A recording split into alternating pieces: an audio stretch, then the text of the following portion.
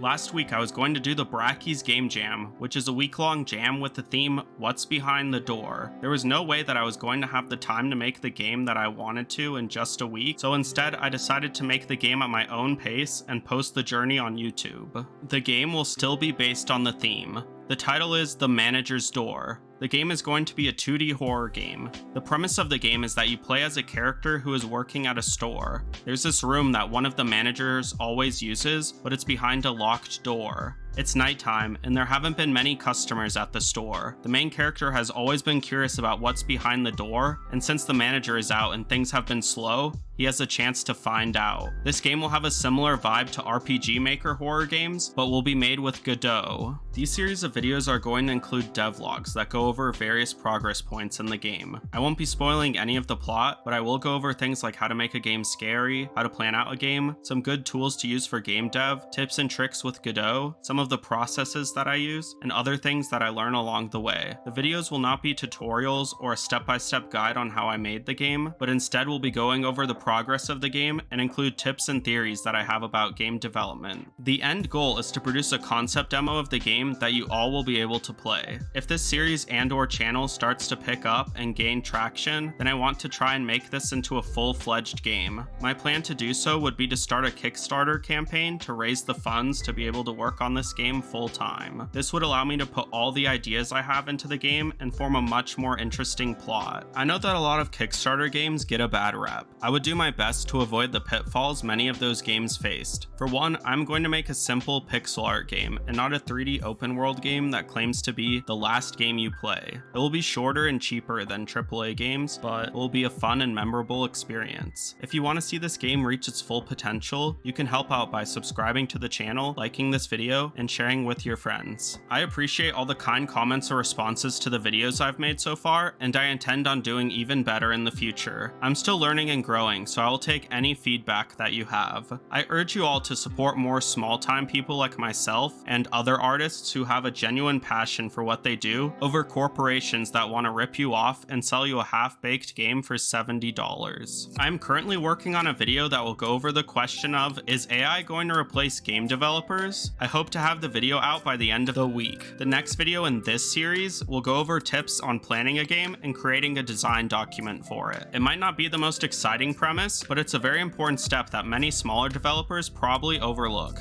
Thanks for watching this video. If you enjoyed it, check out my other videos on the channel and make sure to subscribe. Leave a comment about what game dev topics you'd like me to cover and anything you'd like to see in the game I pitched. Just a reminder that our subscriber goal is to get to 100 subscribers, so if you are not yet subscribed, go ahead and hit that button. Thanks for watching, and I'll see you in the next video.